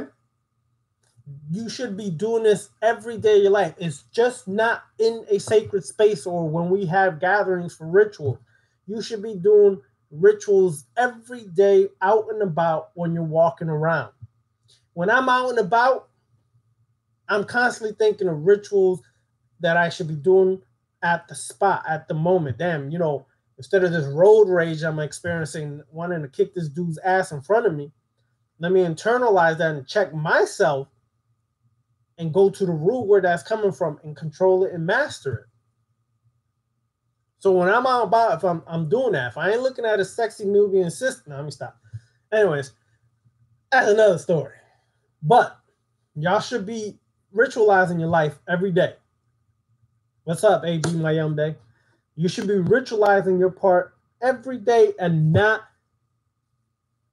how do I say it? Not just waiting for certain moments to do that. You should be a walking ritual. Every part of your life is about walking and talking a ritualistic life. And I'm not saying be extreme and wear all these damn freaking Baphomet pendants and medallions and pentagrams and all that. If you choose to, that's your choice. I don't really rock none of that stuff. Okay? I don't have to, because it's the inner character, the inner self that I'm concerned with and mastering that. I don't need to do all that to draw attention. I do have certain crystals or stones I may carry in my pocket for protection or for energy or whatever, but I don't have to do that. I'm not saying y'all wrong or right for doing that. I'm just saying your life should be about a ritualistic life and not just one moment, one place. Every moment is an opportunity to ritualize your life. Grandmaster Maximilian, listen, them spirits, they could be in broad daylight, they come in the night. Some of y'all see them sometimes when you're out and about. You'll see a shadow figure like come straight across, and your periphery a lot of times catches it, and you'll be like, whoa, what the fuck was that? How many of y'all have ever been driving and you swore something was in the street? You even started slamming on the brakes and slowing down because you swore something was on the street. It wasn't that you were tripping. It was that there was a spirit actually there, but by the time you got closer, it kind of faded away. You're not tripping, y'all. That shit is all in and around us. These spirits are all in and around us all the time. It's just a matter of being able to focus in on them every day to make it stronger where you can see them more or to communicate more with them.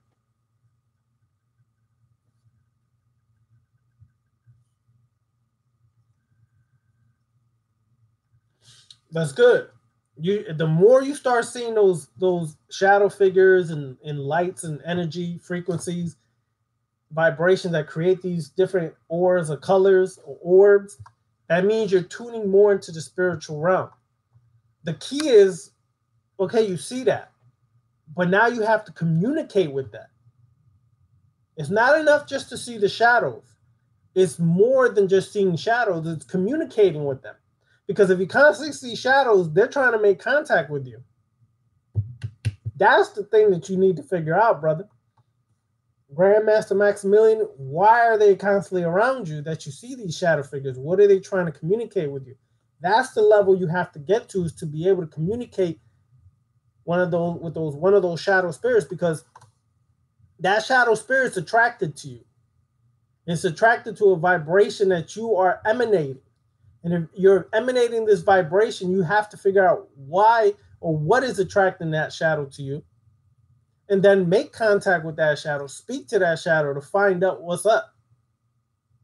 Because some shadow figures are actually trying to protect you or guide you.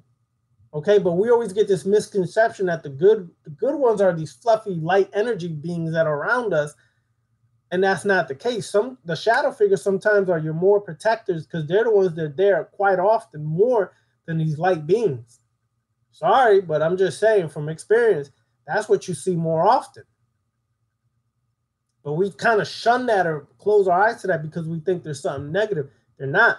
They could be your protector. But you have to make contact, Grandmaster Maximilian, find out what's up. Why the shadow? What's up, shadow? What's good? Who are you? I command you to show yourself. I command you to answer to my directives, or what is your name, or whatever you want. Be forceful and strong, but not demeaning, and say, what's good? what you want. That's what's important when you work with spirits. You can't be scared of them spirits. I'm not saying you are. I'm just saying you can't be scared. But if you see spirits all the time, you got to ask, why are they there? Don't just show me. I want to know what's good. Talk to me. What's up?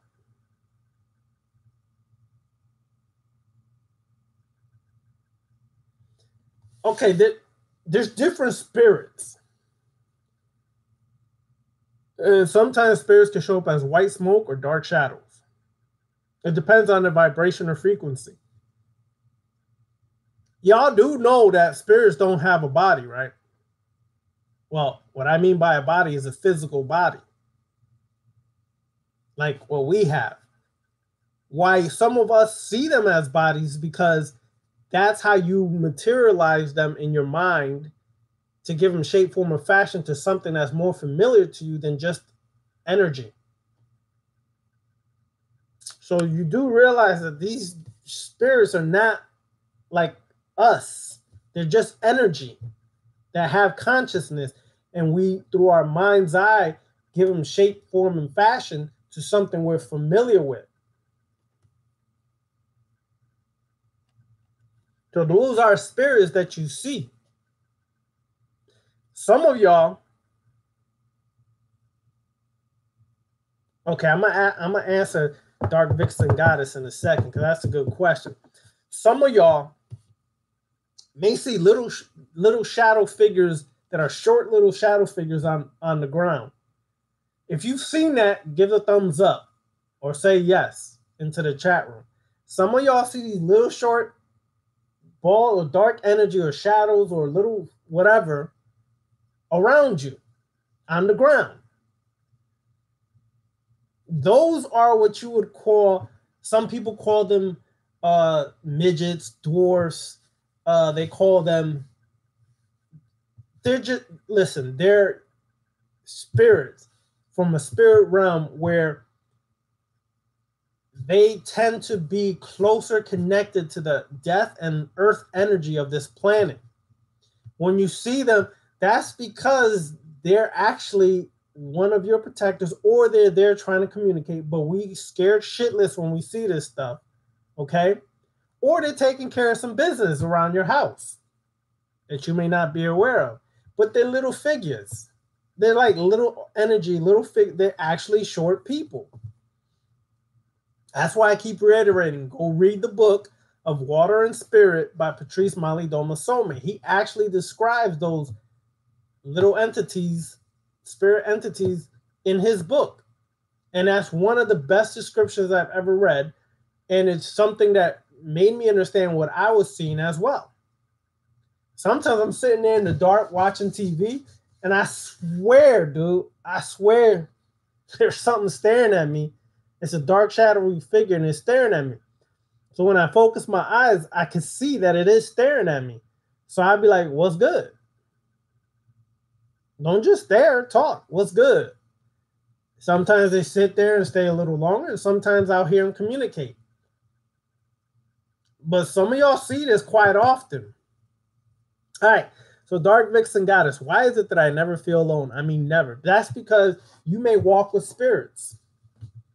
Years ago, and here's a little personal thing that I'm going to share. Years ago, I remember one of the first readings I did, they told me I walk with a lot of spirits, especially Congo spirits. Like they said I could fill up a room, like the size of this room, with spirits. Okay? I not only heard that once, I heard that multiple times for years. Some of us walk with a lot of spirits. And these spirits are all around us constantly, protecting you, trying to teach you, trying to show you things of that nature. Okay? That's your energy, frequency, and vibration through your DNA. Some of these spirits are your ancestral spirits. Some of them are connected to you. They got attracted to you at birth. Okay? Some of them, as time went on, through life events, got attached to you, connected to you. So they're there with you all the time. This is why sometimes you don't feel alone. You, in your case, you said never feel alone. I understand that because that's how I felt for years. The first time I could visually remember seeing a spirit, not just hearing it, I was 5 years old. I was in the Bronx at my grandma's house. They had just finished, I believe it was Apollo ceremony, okay? And I'm laying on the bed. Of course, you know, we did the old school Puerto Rican shit. You throw the mattress on the floor because we couldn't sleep on the sofa because, you know, the sofa had all that plastic shit. And that shit sticks to you. So she threw the mattress on the floor after the ceremony, right? The ritual. And I'm laying there and I swear I hear something call my name. And then I look into the hallway. Now, mind you, it was dark in there. There's just a little bit of light coming through. I look and there's a spirit that walks right by. The spirit was dark skinned, looked like it had a big ass fro. Okay? That's how I materialized it in my mind and had like a whitish, darkish robe. Okay? And looked at me and smiled. I was like, what the fuck? I was like, oh shit, I'm trying to take the cover and trying to hide myself. Mind you, I'm 5 years old, so I'm looking like this. Sure enough, that spirit walks right back across and looks at me and smiles again. That's the first time I remember that. Like clearly at that age, that's the first time I can consciously remember seeing a spirit. Okay? But as like I said, as time went on and I found out more and more, I walk with spirits. A lot of them are Congo spirits. That is in my DNA. It's in my bloodline. So I have a lot of Congo spirits. I have one major Arab spirit that works with me. Okay? He was a Sufi master and works some magic as a Sufi. That's another. And that Sufi also gives me psychic abilities to see things and hear things before they happen. So there's these things are always there and have always been there. So that's why you never feel alone. The thing is, communicate, contact with them, find out who they are because they're trying to teach you or show you things if you haven't already done that. All right, let me go back up here. Okay. That too, if you yell at a spirit and say kick rocks, but like really mean it, they'll leave.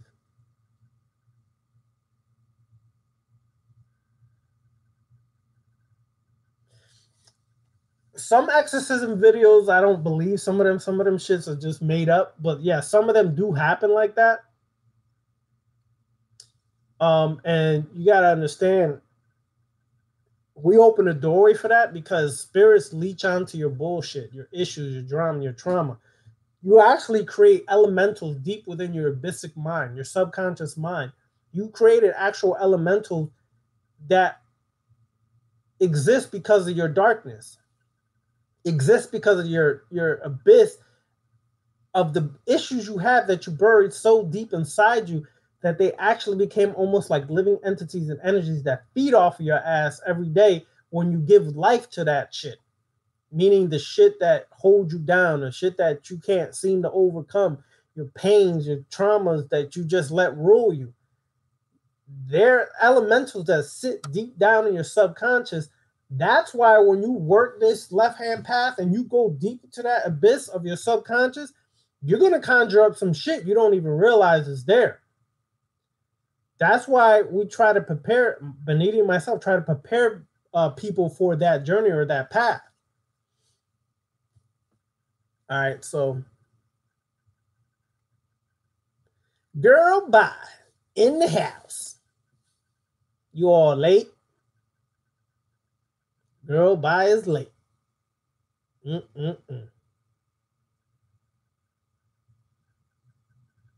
Yeah, you missed it, girl.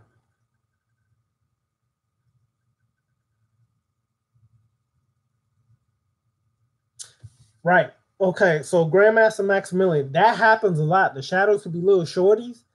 And then when you really focus on them, meaning you consciously now have seen them, they tend to grow in size. Sometimes they be shorties too because they're trying to conceal themselves from you or others. But when you focus on them and consciously now made contact and aware of them, they will grow in size.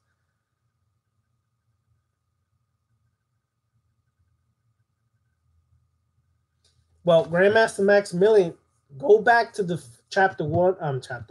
Go back to the 2 videos before this where we start giving exercises on how to start preparing and how to make yourself ready to speak with spirits and work with communication with spirits.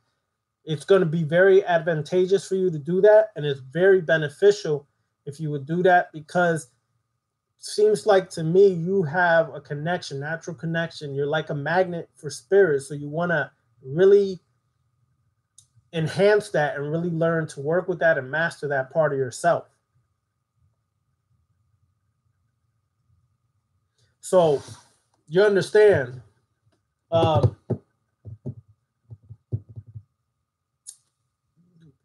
try to get connected with that, because that is a part of you. Now, as far as my Sufi spirit, okay,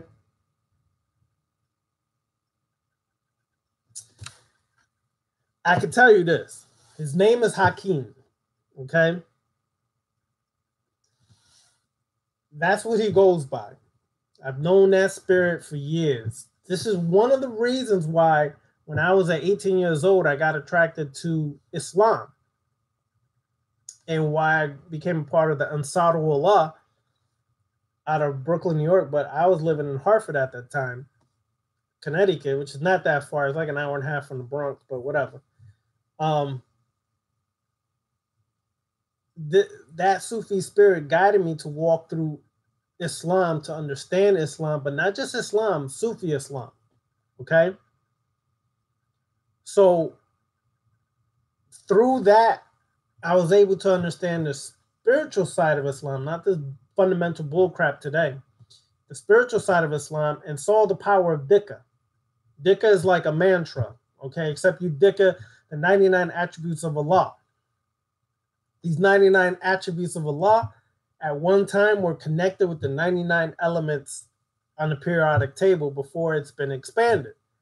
Each of those 99 attributes of Allah, one of those names, connects with one of those elements, and through that actual dhikr or chant, you actually can activate one of those elements in your workings.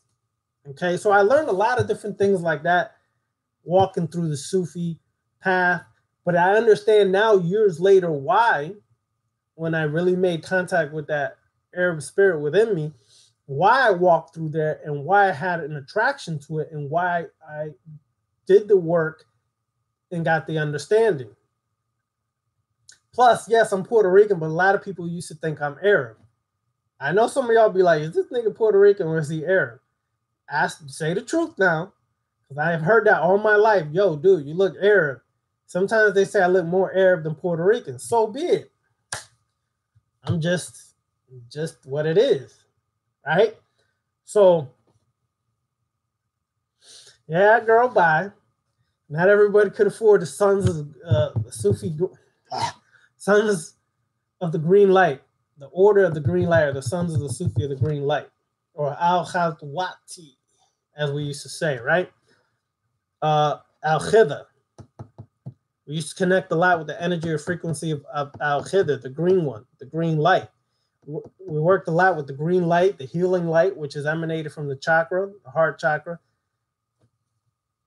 I still, girl, I still got all them lessons to this day. And most of them I put on PDF file.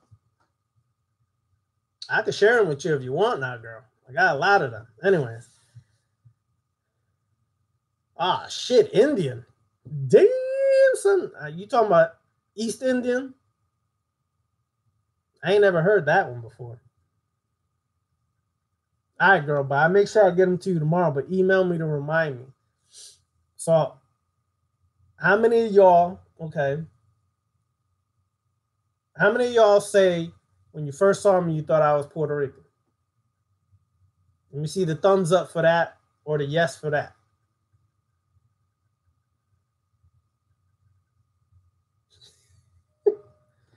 Jennifer, you be tripping me out, girl. Magical sex with a Sufi. And he did the whirling dervish dance on your ass too, Jennifer? Anyway.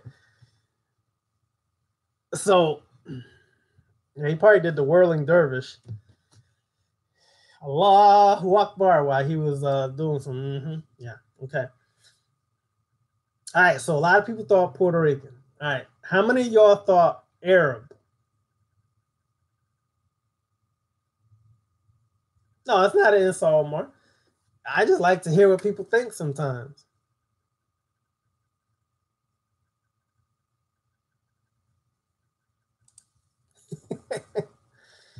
Yeah. Well, see, all right, let me share this and I'm going to get off because my ass is hungry, right? My background, Puerto Rican. My daddy's side, my grandma is an Afro or African Puerto Rican, African Boricua, okay? She's a black woman. My daddy, however, was more like a mulatto, all right? His daddy was lighter skinned. He was mixed with more Taino, had some African, but he was lighter skinned. But my grandma's straight black, okay? My mama's side, they have mostly Taino with some African and Spaniard, okay? But through my DNA, I found out that I have Moroccan ancestry, which is not a shock because some of y'all know the Moors did go into Spain for over 700 to 800 years. So it's not a shock that we have Moorish ancestry or Moroccan ancestry in my bloodline because the Moors were in southern Spain for over 700 years mostly, okay? My ancestors happen to come from southern Spain, the Spaniard side. So they have Moorish, that's how the Moorish blood got in there, okay? I have that in me. Of course, I already said I have Spaniard, but through the Spaniard side comes the Moorish side as well. And some of y'all may not realize, but they've recently done a DNA throughout Spain, Greece, and Italy. And in Spain, some of the people there, the southern Spaniards, still have up to 24% Moorish and African DNA. Okay? Second, I have Taino. Taino is the indigenous people of the island, also known as Arawak, Native Americans, or indigenous people. Okay, we already know that the Arawak or Taino originally had African ancestry mixed with Asian ancestry. That created your new modern day Native American appearance. And then I have the African ancestry. My African ancestry goes back to the Congo, to the Mabuti tribe in the Congo. I have also a Kan tribe from Ghana. Okay, those are the two major tribes I have. And then I have some Yoruba in me, okay, from Nigeria. So that's me. This is why when you ask, well, what's your ancestry? What you connected with? What? That's why I love what I love and into what I am into because of that bloodline, okay? All right, y'all. So I'm a light skin. I'm gonna say it like this: in New York, as y'all know, I dated a lot of African American, African Caribbean women. They used to describe Puerto Ricans as light-skinned black men with Latino flavor. So there it is. That's basically what I've always been my whole life. My African ancestry is strong. The energy, frequency, vibration is strong with me. So that's how I roll a lot. So this is why, and this is how I came to be. But I just share that with y'all so you understand, like some of the lectures, why the topics lead me to discuss certain things or connect certain dots is because of that ancestry bloodline and working with those spirits within me. So that's why I connect those dots and work in those angles.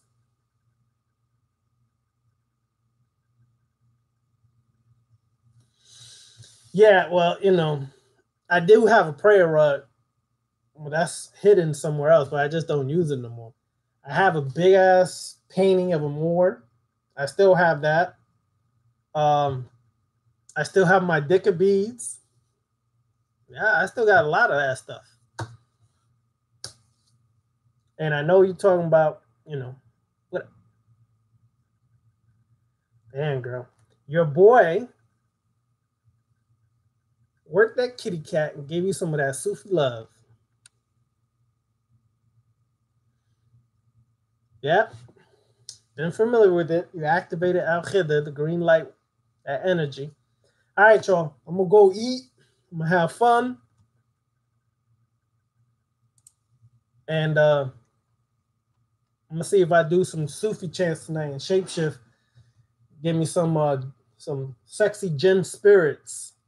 Some female Jinn spirits to come work some shit out. Anyways, y'all. Sorry, girl. Just just email me so I can send you some of those lessons tomorrow, right? Let me go get my dickering on so I get them Jinn spirits, female Jinn spirits tonight. And give me a nice dark one. All right, y'all. Peace.